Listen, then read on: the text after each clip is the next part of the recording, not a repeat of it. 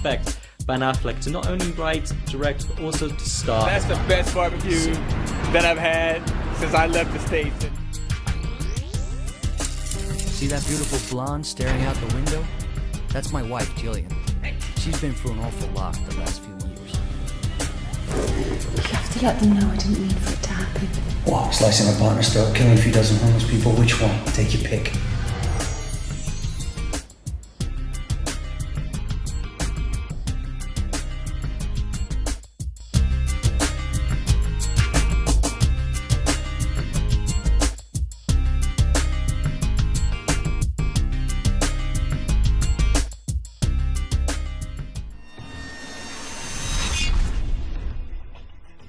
Well, Maria, I can tell you that Ben Affleck has written that Set in the rural jungles of India. and I think The jungle when he tells the story of looking at young the orphan Batman boy project. who's guided through the jungle by his animal guardians, away from the threats. This comic book Bengal adaptation tiger focuses on two Shere Khan. teenage outsiders, This played by film Laura Bird really and brings Scarlett the magic Johansson. of the animated Check it out for its amazing performances that are both extremely funny and lovably endearing.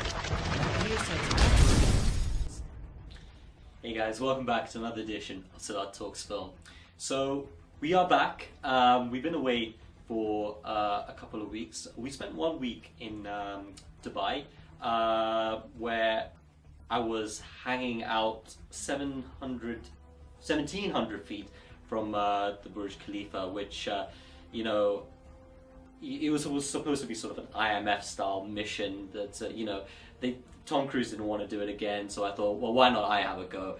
And that was awfully scary. So we're back, and I hope you guys enjoyed our 30th anniversary Ferris Bueller's Day Off celebration. It's a movie that we absolutely love, and we're going to be talking a lot more John Hughes as we go on in future editions. So this week we are going to be reviewing Shane Black's The Nice Guys. It's a film that I managed to catch whilst I was out in Dubai, and this is a 70s set action buddy crime caper with a bit of funk. It's got a little bit of noir in there as well. It's a great movie, and of course we'll recommend you guys the film of the week. So let's jump right into this review. The Nice Guys, directed by Shane Black, tells the story of two PIs who are brought in to investigate a missing person that is linked to the apparent suicide of an adult film actress. So I love Shane Black. I think he's a great director. I think he's a great writer as well, because he's able to combine or create this chemistry in a buddy cop situation. After all, he is the guy that wrote Lethal Weapon.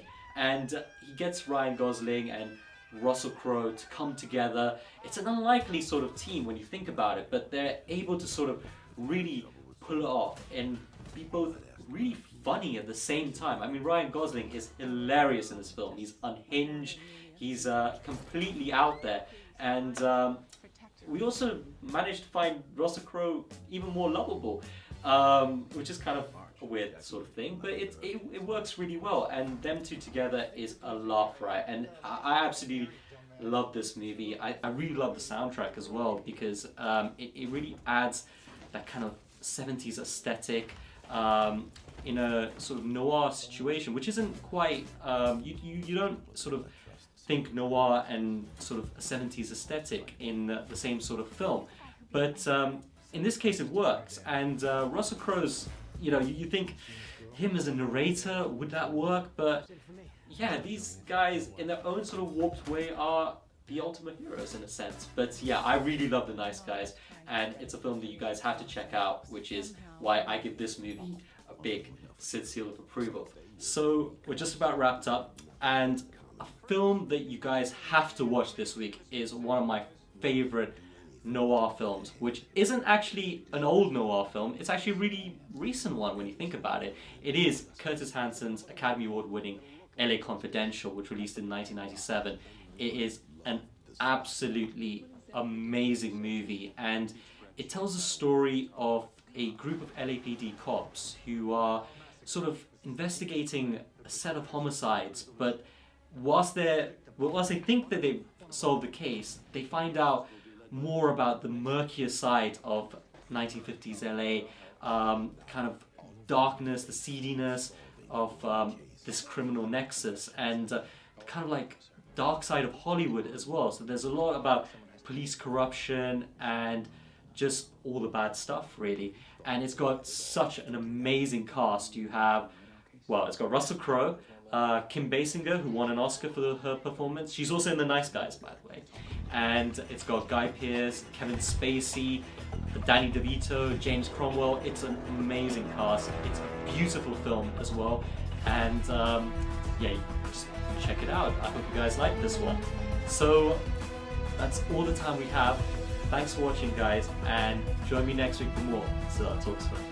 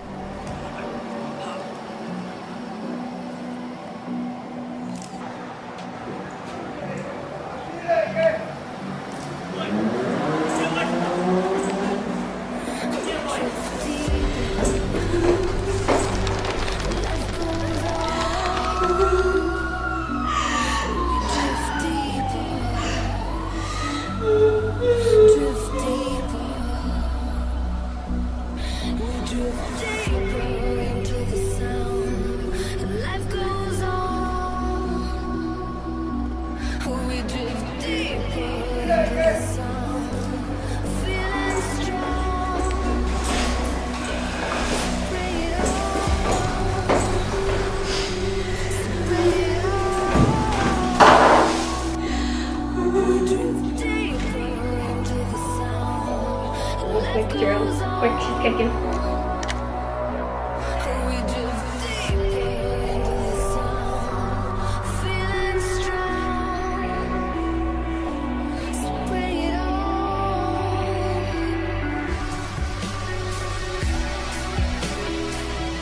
What do you know? Where are you? Where are you? Seriously. I get that stuff's bad. I get it. I get that you're having trouble at home. Fine. Don't worry about me. But this is work, mate.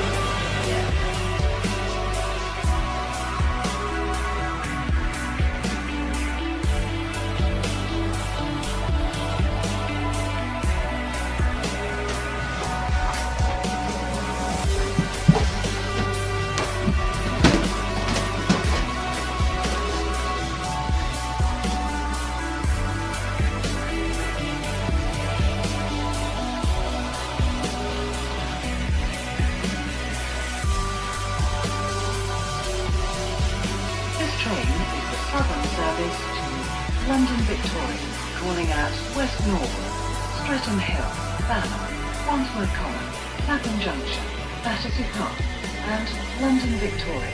The next station is West Norwood. Nice talking to you.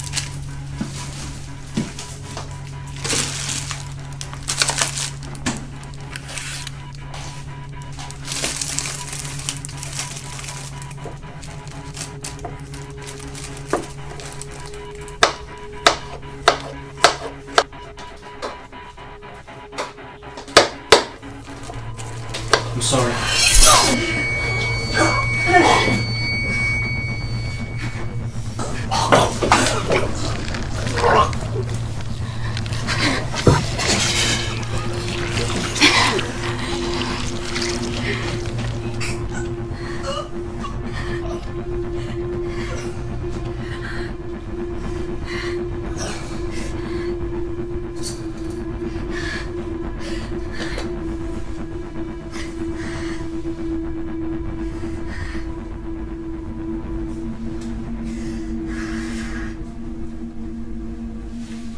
are you busy? No, I'm just ringing up to remind you about our dinner reservations for tonight. Or had you forgotten? I'm good, other than this baby tap dancing on my bladder. But look, I better go. I'll see you tonight, okay? Bye. I love you.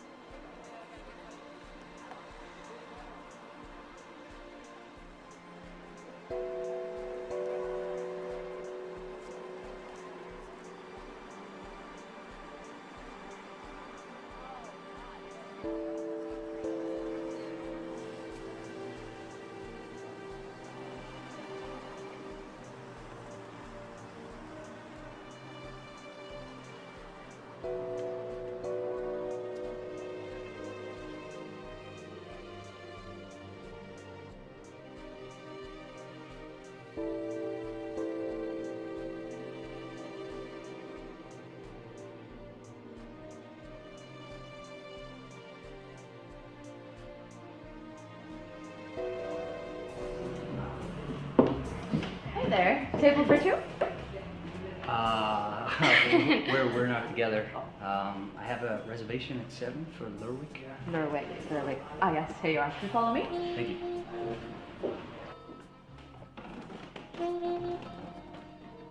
Just this way.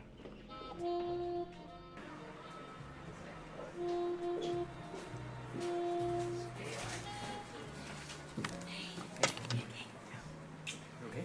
Yeah. You find the place okay? It's like a hidden paradise, on your toes. So have you decided what you're having? I think I'm gonna go for the burger. There's a surprise. I was tempted by the pancakes. Now, I know I shouldn't do this, but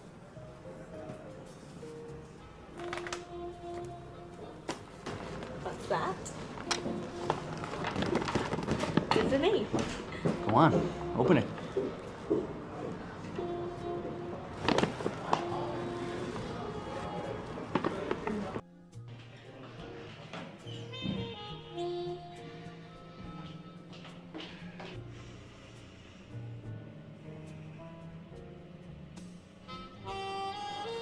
Thank you.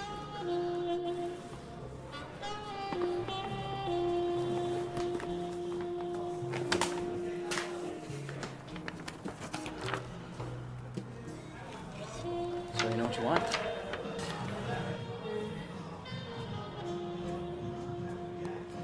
I need to go to the toilet. Is it your stomach again?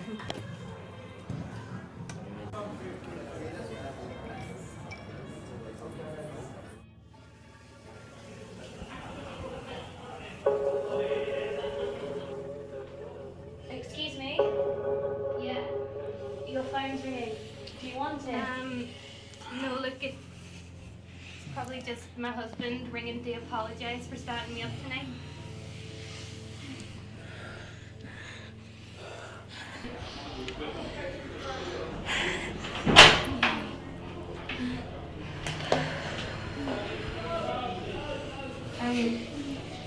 Are you okay? Do you need me to get someone for you? No, look, are you sure? Are you okay? Is there anything I can do?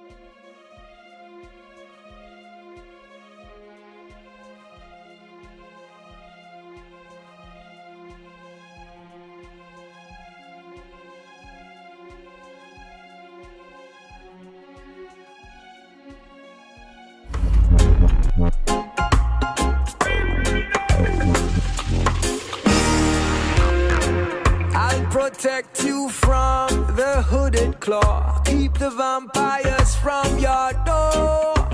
When you...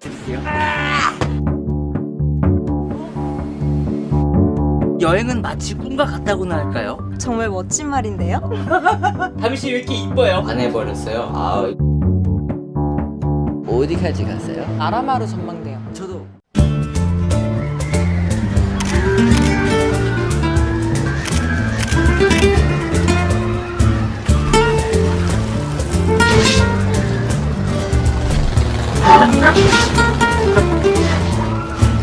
Taxi!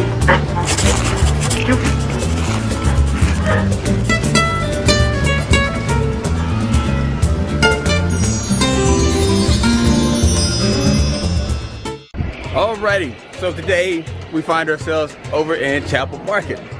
And the really cool thing about being here in London is that whatever you want to find to eat, you can pretty much find it here.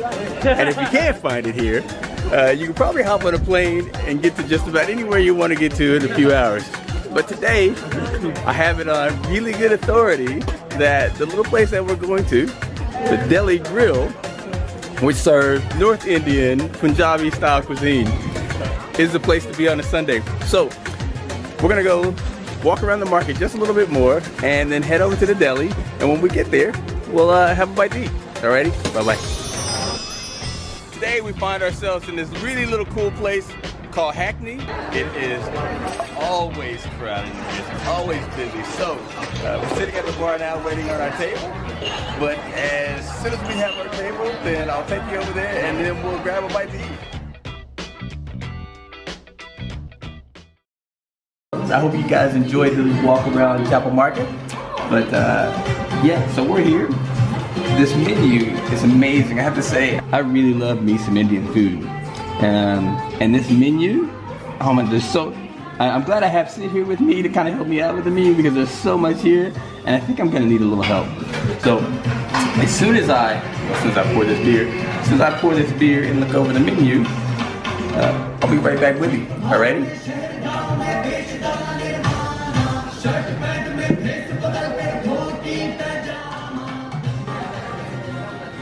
Okay, look at the colors of this food. I wish you guys could be here to see just how colorful it is and what it smells like. I think what gets me are the smells. We have a chicken and paneer, which is similar to halloumi cheese, and I love halloumi cheese. So let's go ahead and dig into the chicken. Take a little bite of the chicken. Oh, and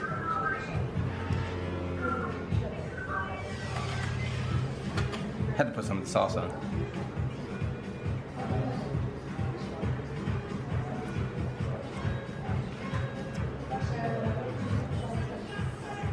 Amazing. Amazing. I wish you guys could be here with me. I must say that I'm really enjoying my food, but I really feel like I should get up and dance. I feel like I should be doing more dancing than eating. It's like a party in here.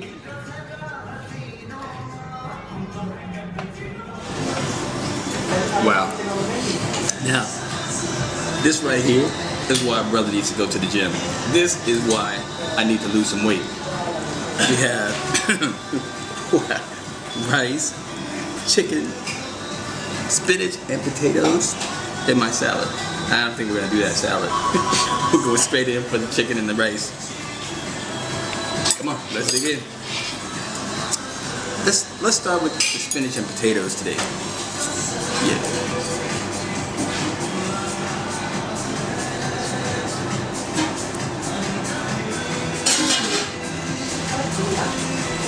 Man, I wish Grandma Betty could be here with me today. I think she would love some spinach and potatoes.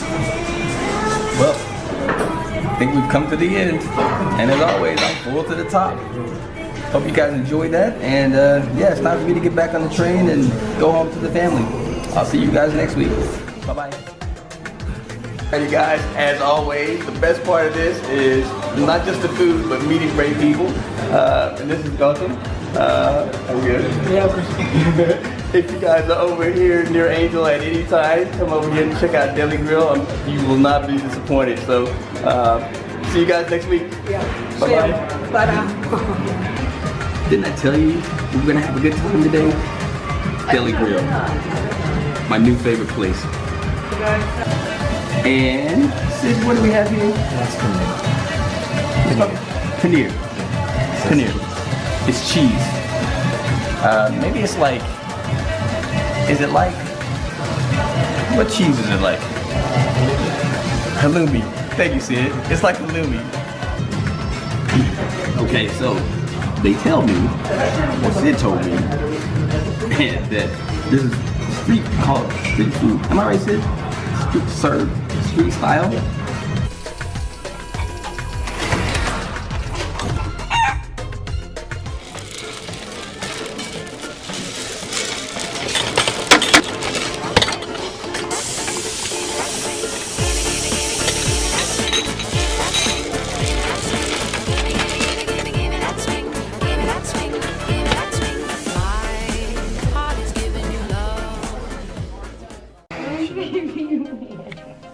Why? Yeah, give us some, yeah. Why? I'm way over here, Fucking stuff, dude. Yeah, really?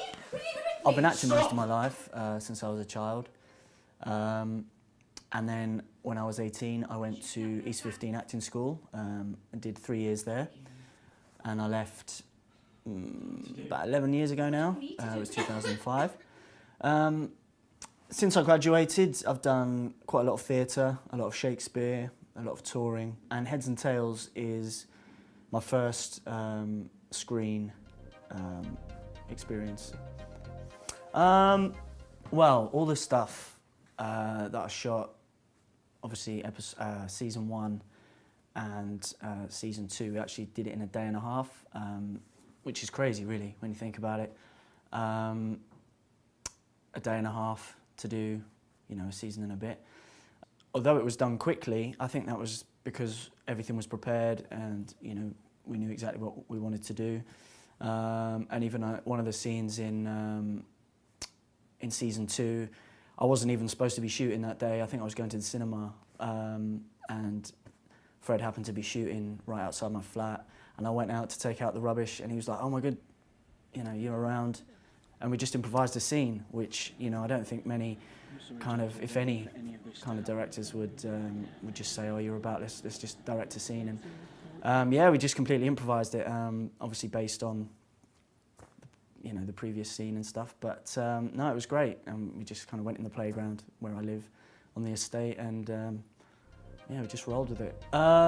Okay, so what influenced my kind of character choices? I would say, I don't know, I always start off kind of looking from my perspective. Obviously, how would I be if I were in this situation, or how would I be if I had this issue? Obviously, Dean has a problem with drugs, heroin in particular, so I kind of just looked into, researched about the drug, kind of what effects it has on your body, you know, at different stages of when you take it, you know, how do you react, how does your body react first and foremost, what happens after a period of time, what happens if you overdose, what happens, you know, what can be the lasting effects on your body, you know, and things like it gives you a dry mouth and stuff like that. So I just tried to kind of integrate that into how Dean was. In terms of how he looked, I think I was watching Place Beyond the Pines, and like Ryan Gosling has like these tattoos and just the style of him, and I thought, oh yeah, it reminds me,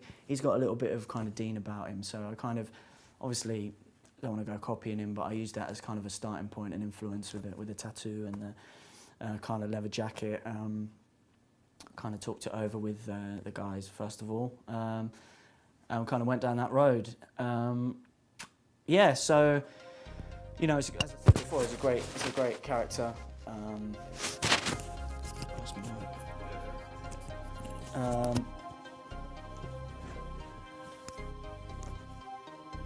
Yeah, I really enjoyed it. As I said, I really enjoyed that darker side of things. Hi, my name's Adam J. Carpenter, and I play Dean Hart in Heads and Tails.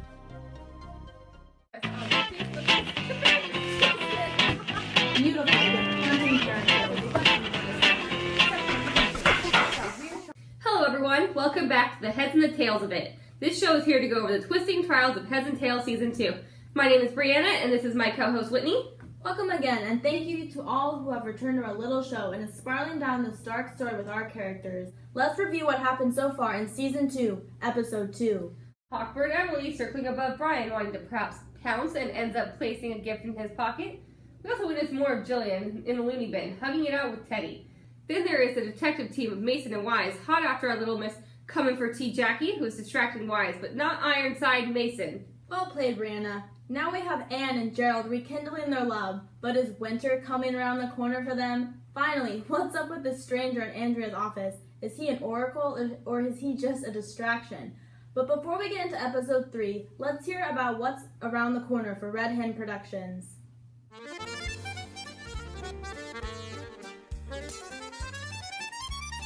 Hi, my name is Siddharth Joshi and I'm a producer and screenwriter at Red Hen Productions. With this show, we'll do some film reviews, breakdowns of film techniques and theories, and if we're lucky, we'll cover some film events.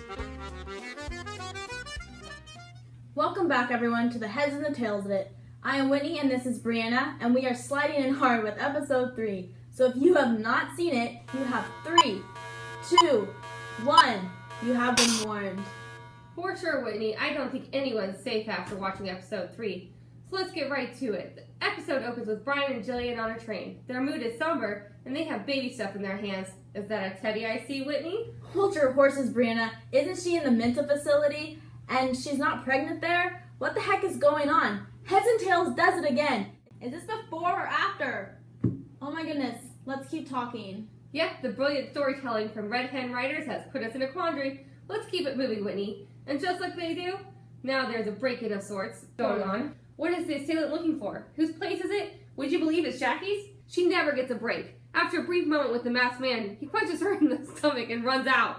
Holy break-in, Brianna. Jackie has to be shot at after being assaulted again, robbed, and hiding a murder that Dean herself committed. Then paralyzed in fear and subject to losing at any moment, Dean walks in behind her and BAM! In goes the knife. You got that right. All the pain and frustration was released into Dean's abdomen, then watches him bleed out. My goodness. Sadly, Brianna, I am seeing the darker side of Jackie, but to be honest with you, she was just in #survivor mode. Then just as fast as Dean loses his last breath, the mood and scene changes to our lovely Anne, played by Danielle McGinnis. She is on the phone with Gerald. Anne is seriously pregnant and looking forward to a special night out. So sweet, Brianna, and the music sets the mood as she walks across one of London's famous landmarks on her way to the gastropub for dinner with her husband. Just as our mood is on an upswing, Heads and Tails yanks the rug out from underneath us. As Anne strolls in, so does Brian. Coincidence or fate? I know, right? Is it going to be that awkward meeting where everyone runs into each other? Here we go. Brian and Jillian sit across from Anne, and so does, so far, no Gerald. Where could he be? Now we know for sure why Jillian has the teddy and as a newborn gift, but before the scene gets too happy, she's off to the ladies' room.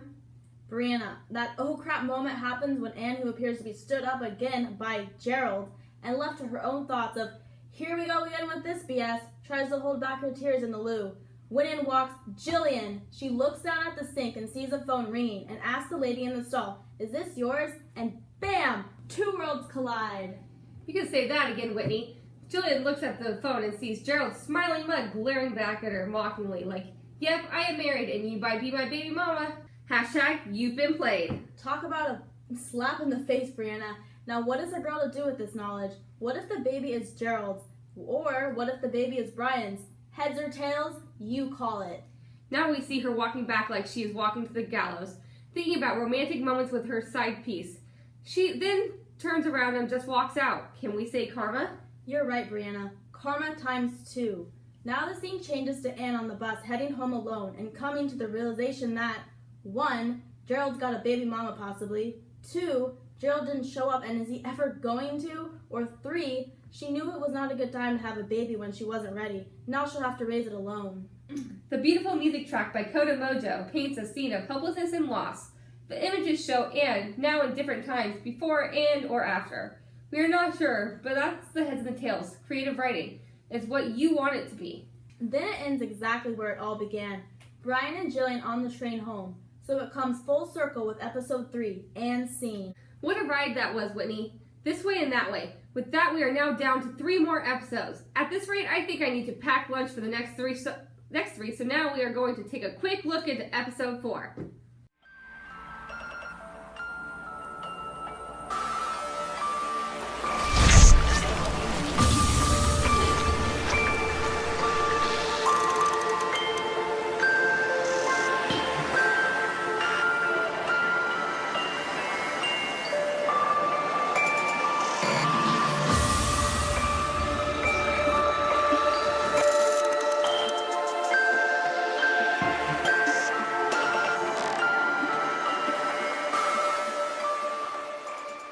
My goodness, episode 4 takes off where 3 ended. Now let's take a look at Heads and Tails mailbag and see what comments or questions about last week's episode we have. From the Red Hen comment box on our webpage at redhenproductions.co.uk, we have a question from Adam L69. He asks, is Anne and Gerald's baby a boy or a girl? And the answer is a boy, and they haven't had a chance to name it at this point in the story. Maybe Gerald Jr. From Jax in the box, he asked, what was the last line in the note from the stranger that he did not say out loud? That would be, the whiskey is not bad either. Good Easter egg, Jax. Another comment from Facebook, Tiara says, I like how the strong detective of the dynamic duo is the female detective Mason, and that your show has a lot of prominent female characters. Thank you for placing talent first, gender second. Hashtag acting skills, hashtag girl power. Finally, from our YouTube, we have this gem. Broxton Blockbuster says, dark, deep, and dangerous, baby. Love it. Now for our segment of Ask the Director, we have a question from our mailbox. Diamond Dog 1991 asks, so far from the first 2 episodes, my favorite scene is Emily talking badness to the psychologist. It's dark and eerie. What was your favorite scene to shoot and why? Hey guys, thank you for the question. I'm just gonna hop right into it. So the question was, what was my favorite thing to shoot? And I think to answer that question, you have to look at my favorite sequence, which I think you just got a glimpse of just before this, and it will be airing this Saturday. And the thing that I like about it most was that the entire first season of Heads and Tails was shot mainly indoors. And this was a sequence that we got to go outside, we got to shoot at night, we got to shoot in a tunnel, we got to shoot on the streets, we shot a little bit in the tube. And to see that scene written on the page, storyboarded, and to actually shoot it, and it looks pretty close to what was written on the page. For me, that was the most exciting thing. That was the best thing for me, shooting wise. So I hope I didn't ramble on too much for that answer. Thank you, Diamond Dog 1991. But before I do go, I want to say thank you to everyone that has tuned in to Heads and Tails. We really appreciate it. We really enjoy all the feedback and the comments. So yeah, thank you again, and I will see you guys and speak to you guys next week. Bye-bye.